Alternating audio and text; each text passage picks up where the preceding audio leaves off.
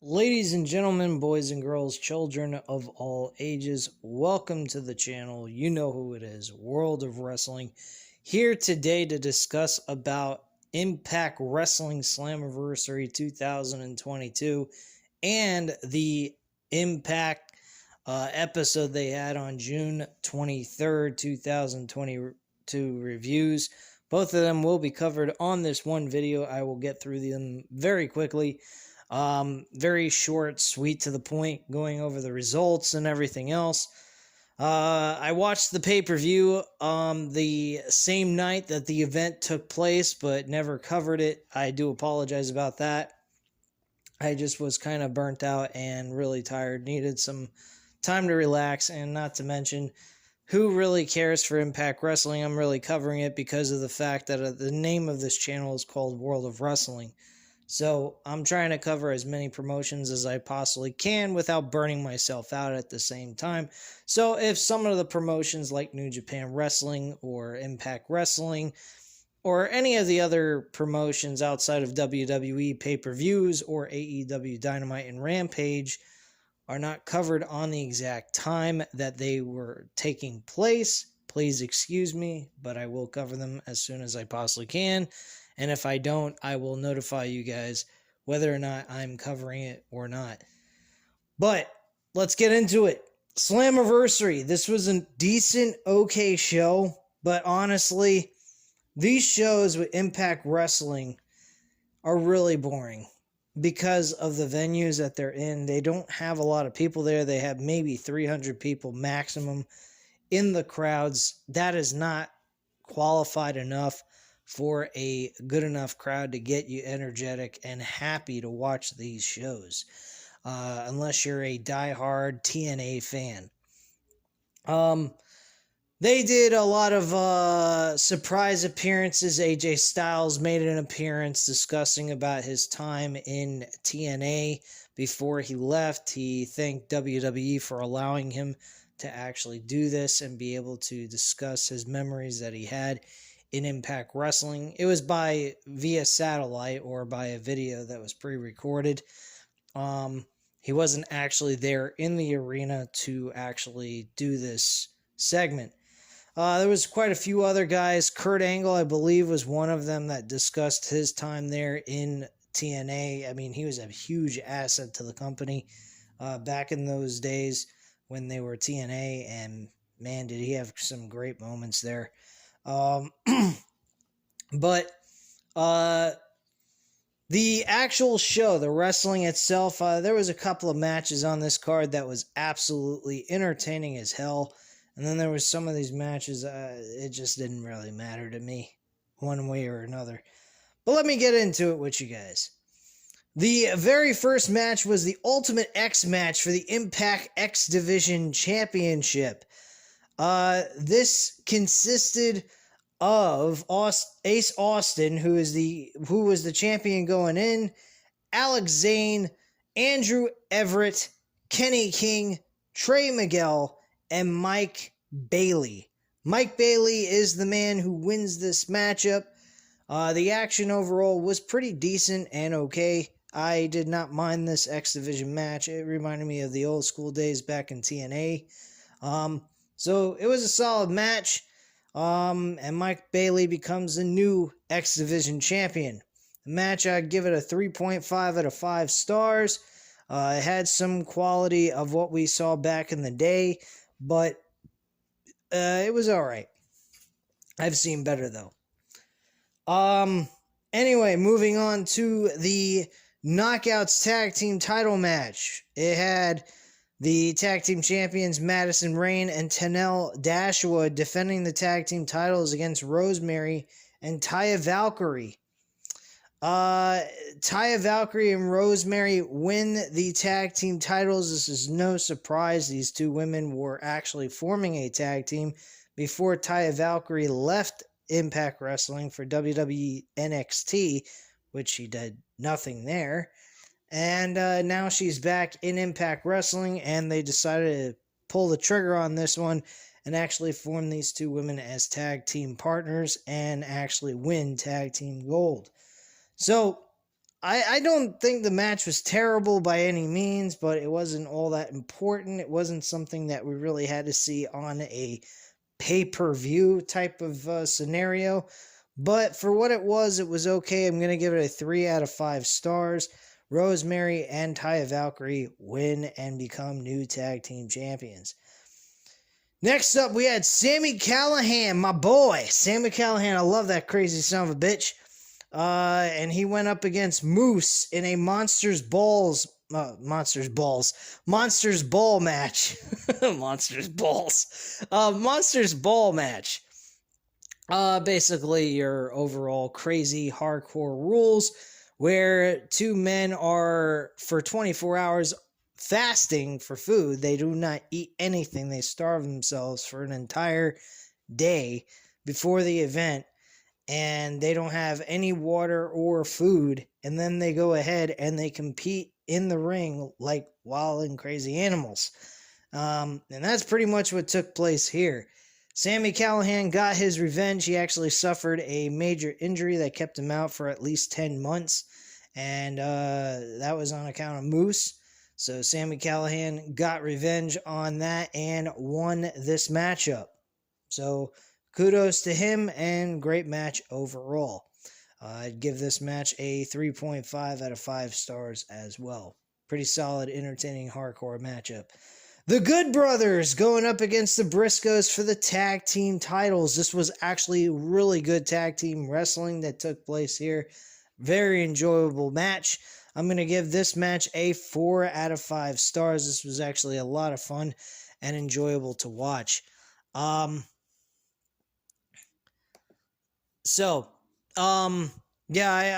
I was very impressed with this. This was very good overall, and great tag team wrestling by both tag teams here. All right, next up, we had the Impact Originals, which consisted of Alex Shelley, Chris Sabin, Davey Richards, who was actually introduced by Dixie Carter, the former owner of the Impact Wrestling.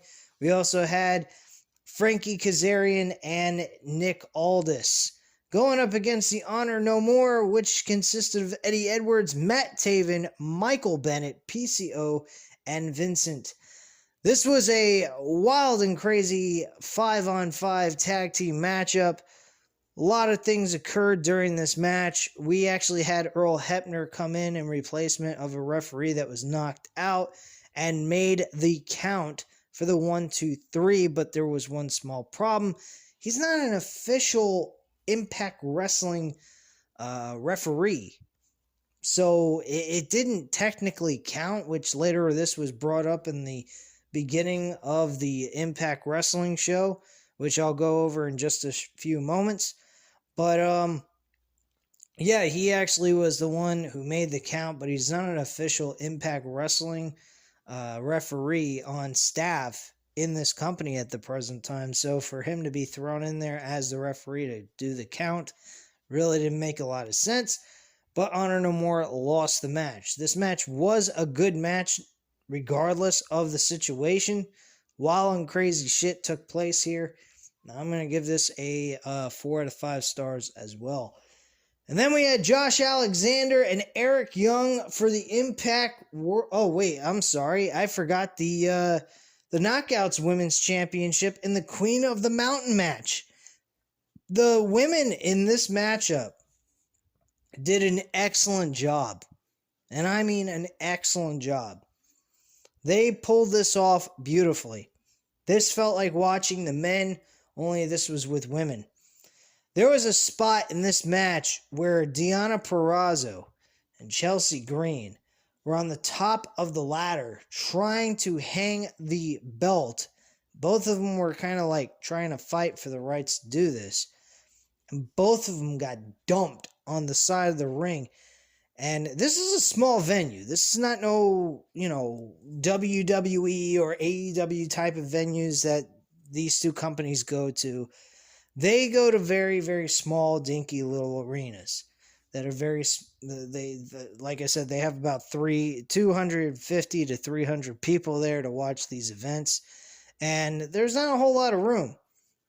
And these women went ahead and were acting as if they were in the fucking United Center in Chicago, getting dumped on the outside of the ring and getting thrown through tables on top of it while they land on the outside.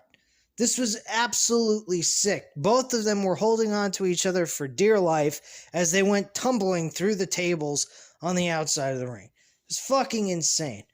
Awesome spot by them. Great job by all the women here. And surprisingly enough, Tasha Steelz was actually the champion going in, by the way. Jordynne Grace gets another reign as the Knockouts Women's Champion. This is a very surprising victory by her. I was very shocked that Impact Wrestling officials decided to go with Jordynne Grace on this one, but they did. So kudos to them for the surprise victory, and congratulations to Jordynne Grace. She is one of a hell of a talent on this roster, and wherever she goes, she's going to make that roster, whatever roster she's on, very entertaining. I mean, AEW could use her, WWE could use her. I mean, WWE could use anybody at this point. They're fucking dead in the water.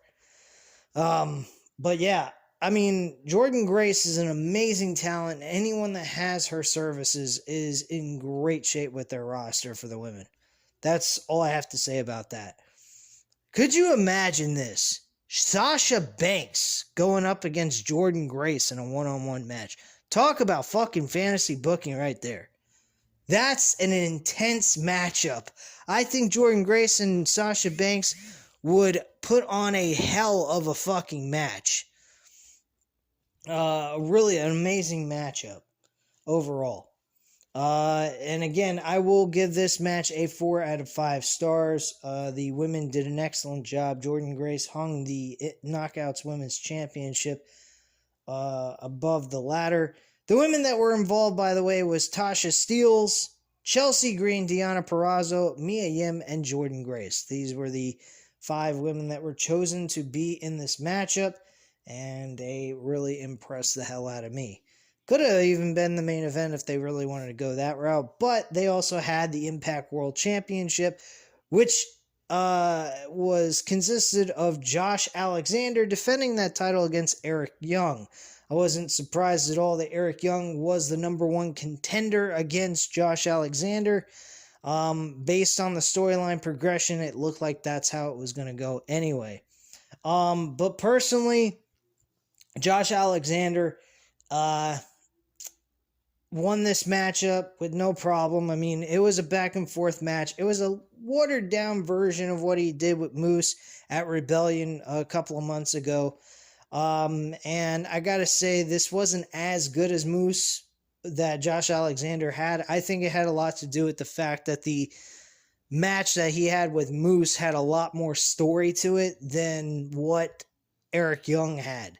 Eric Young kind of was just his upcoming number 1 contender for the championship, so it wasn't like he was, going ahead and had a deep-seated hatred for one another. There wasn't no serious rivalry built up between these two.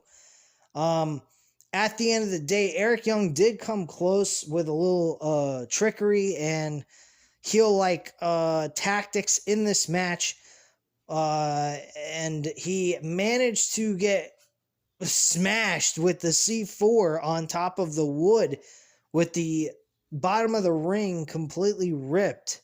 The mat ripped completely off, only the wood exposed, and he hit the C4 pile driver on Eric Young to get the 1, 2, 3, and that was it. That's how the match ended. This was an excellent matchup, I think, as a main event. It wasn't, like I said, it wasn't as good as Moose's match that Josh Alexander had, but it was still a pretty damn good match. I'm going to give it a 3.5 out of 5 stars because the storyline was not really there all that much. I think they had like a couple of months build going into this, or a couple of weeks of build going into this, and that was really all they had going for it. So it wasn't all that much of a solid foundation that they had for this between these two men. But hopefully things get a little bit better. They find Josh Alexander a better opponent where he has a great storyline going into the next major pay-per-view event that he has. But at this point, this match was good for what it was, but as storyline portion of it, it wasn't that great. I'll just say that. But anyway, this wasn't a bad show. If you happen to have Impact Plus, I would highly recommend going back and watching it. There's some matches you could skip if you wanted to. Like the Knockouts Women's Championship, I wouldn't really go back and watch that. That was more of a televised type of match that could have been aired on Impact Wrestling, in my personal opinion. But overall, the rest of the match card was pretty darn good and worth every bit of your time. But anyway, guys, that is pretty much it for that portion of the review. So let's get into Impact Wrestling for June 23rd, 2022 review. Alright, so the very first segment that took place on the show was actually Honor No More. They were kind of discussing what took place at Slammiversary, like I was saying earlier in the video during the time I was discussing Honor No More and the original Impact wrestlers going at it. And they pretty much went over what happened with their match. They were upset with the situation that took place. First of all, they put the blame on PCO. Matt Taven was cutting into about how Ring of Honor was destroyed, but he actually kept it around a little bit longer than it should have. And now he's going to be the same guy that does the same for Impact Wrestling. Eddie Kingston discussed a little bit about what happened with the referee. He mentions that he thinks the referee, Earl Hebner, being involved in this match should not have accounted for a finish on the match. The match should not ended that way, and he thinks that that was a load of crap and they never really officially lost, nor did the originals win the match. So nobody really should have won or lost this match, they felt. The match should have continued. Based on that logic, I kind of agree with Honor No More on that sentiment. I think that was very interesting how they managed to make sense of that and paid very close attention to the idea that Earl Hebner is not an official Impact Wrestling referee, officially part of their roster. So with that being said, it shouldn't have really counted in the first place, since he's a retired referee. This eventually led to James Storm and Wildcat Chris Harris making an appearance, pretty much cutting down on Honor No More, and, pretty much going back and forth about things and what's going on with this situation. Honor No More didn't really respect that or like the commentary by James Storm and Chris Harris. They also cut into Chris Harris being a washed up has-been wrestler who shouldn't be in Impact Wrestling at all. This eventually led to a brawl. The Good Brothers showed up. So did the Briscoes, which was actually surprising because the Briscoes just lost their tag team titles to the Good Brothers at the Slammiversary event. So that's what took place there in that segment. When they came back from commercial break, Scott D'Amore was backstage with them, Honor No More, and he basically stated to them that they will be going ahead against all odds, doing another 5-on-5 matchup with Honor No More, James Storm, the Good Brothers, and the Briscoes in a 5-on-5 matchup. And the main event would actually be a 6-man tag team match with Michael Bennett, Eddie Edwards, and Matt Taven going up against the Briscoes and fucking James Storm. Before the match even took place, in the main event, Wildcat Chris Harris went ahead and asked James Storm that, or actually was trying to tell him that he wanted to go out there with him to have his back. And he said, dude, look, you promised your family you would not wrestle anymore. You're done with wrestling. You're just kind of here because you want to be here for, for the fact you like wrestling, but you're not really supposed to be getting physical in the middle of the ring. Chris Harris is really out of shape. If you go back in 2004, 2005, and 2006, he was in great shape then. Now he looks terrible. He's in terrible shape. He doesn't even look like he could even wrestle. Hell, even for that matter, James Storm looks like he could lose a couple of pounds on his body because, man, he is kind of bulky. He used to be a skinnier dude, a lot thinner. But personally, he's not doing bad. He's still in wrestling form with the way he looks shape-wise, but he could really use a little bit of loss of weight to help him move around the ring a little bit better. He's carrying around too much weight, in my opinion. But that's just my viewpoint on that. So, let's see here. Alright, so the very first match was actually Chelsea Green going up against Mia Yim. This was a very short to the point matchup. Mia Yim actually capitalized with an eat the fat to score the victory. This was not all that big of a match. I thought it was okay for what it was, but nothing really exciting took place here. Gia Miller interviews former Knockout Tag Team Champions, The Influence, after losing their titles to Rosemary and Taya Valkyrie at Slammiversary. And Miller says that their rematch won't be happening anytime soon, as Rayne has suffered a nasal fracture when she collided with her own partner. Giselle Shaw offers to be her replacement, but Rayne wants her to take out either Rosemary or Taya Valkyrie first before she joins the group. Okay, big deal there. All right, Pediter, Gar, and Shark Boy went up against Johnny Swinger and Zicky Dice, I mean. This was nothing. It was a very short, to-the-point matchup, squash match, basically. And Shark Boy and Gear both win this matchup against these two losers. Anyway,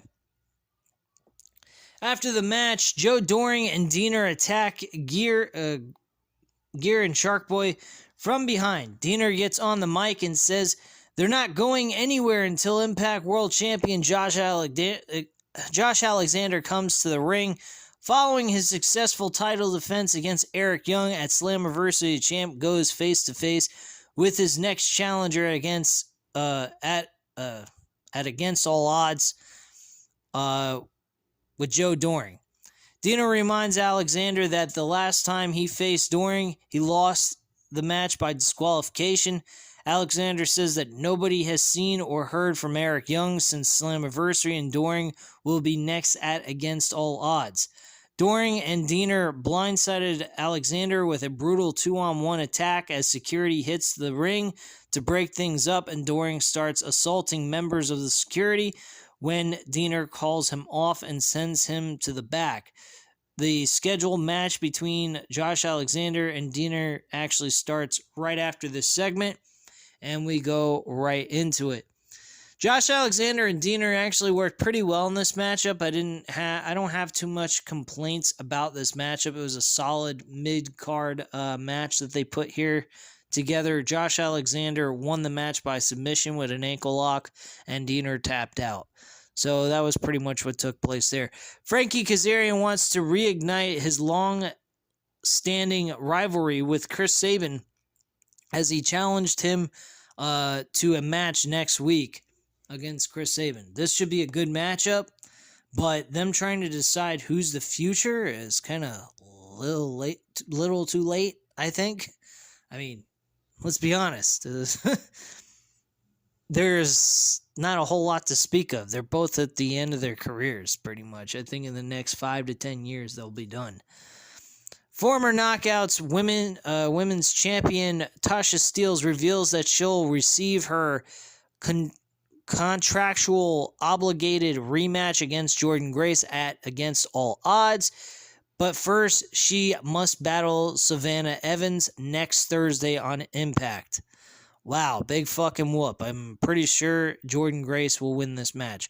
Sounds like Bruce Pritchard's got his hands in on Impact Wrestling booking, apparently. Scott D'Amore's a copycat of good old buddy Bruce. Bruce Pritchard used to work there anyway, so I wouldn't be surprised. Sami Callihan went up against this guy named Jake Price, which was not much of a match. Very short, sweet, to the point finish.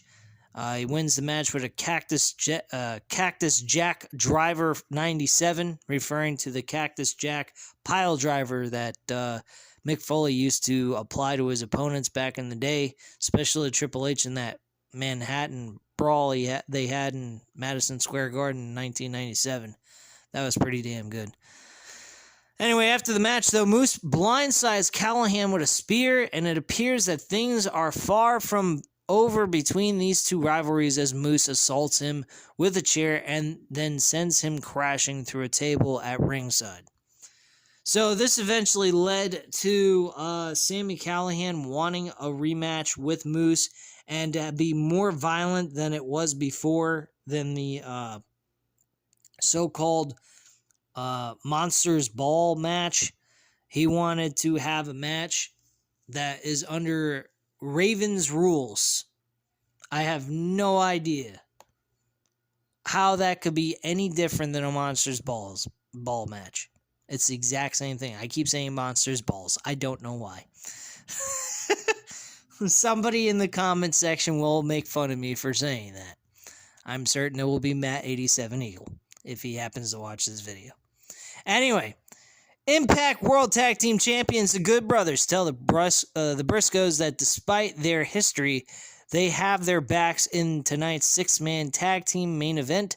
James Storm tells Chris Harris that he can't accompany them to ringside because he's retired from in-ring competition.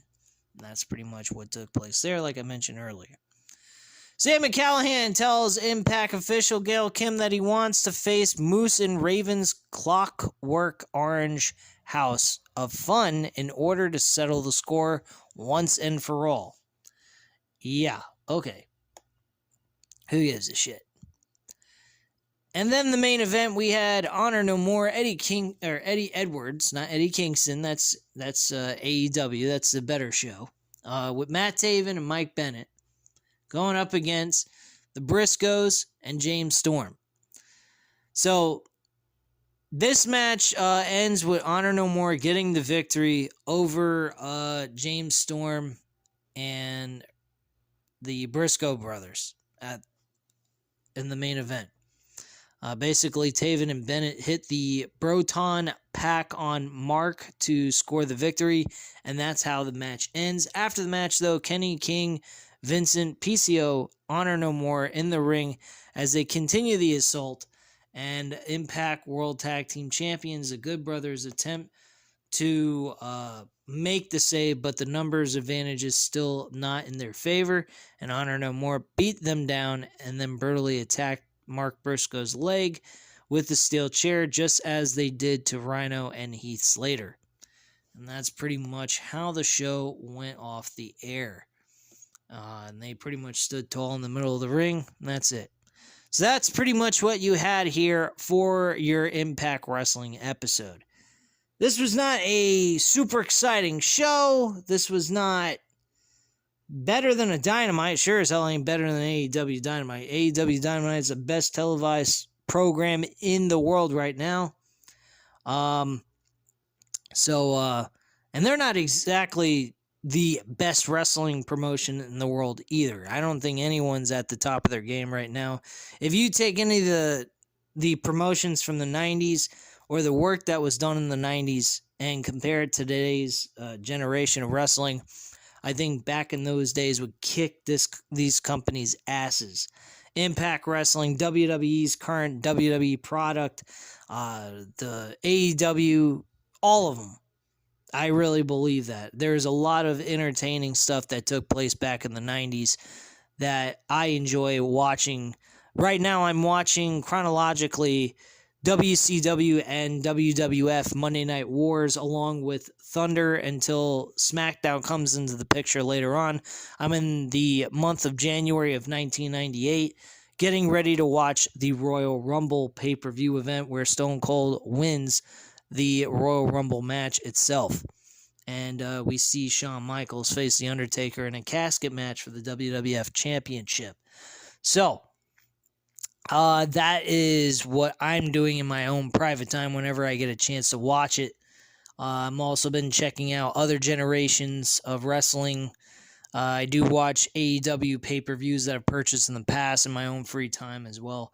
As you guys can tell, I do watch a lot of wrestling. I also like playing a lot of video games, and I also like to catch on television episodes off of my other subscriptions that I have, like The Simpsons on Disney Plus, The Big Bang Theory on HBO Max. I'll also watch Ballers with The Rock, with the football, with him being a football agent and so forth. So there's a lot of content I have that I watch in my own free time. That's just me kind of babbling here. But anyway, at this time, guys, you know what to do. Hit the like button if you like this video. Hit the subscribe button if you're not already subscribed to the channel. And as always, you know what to do. Leave a comment down below, and I'll definitely get back to you on that. And I thank you guys very much for watching. I hope you have a great night, and I'll speak to you again for Wednesday night's AEW Dynamite Blood and Guts. Oh boy, is that match going to be fucking off the hook. I hope it's better than the first one. That's all I can say about that. As long as they don't do a finish like they did the last time, they'll be fine. I honestly believe that. I think they will produce a good match. This is going to be a lot of fun, and there's going to be a lot of entertainment coming out of it. Anyway, guys, that's it for me. I'm done here. I hope you enjoyed the video, and I'll speak to you again soon. You have a great night, guys. Bye.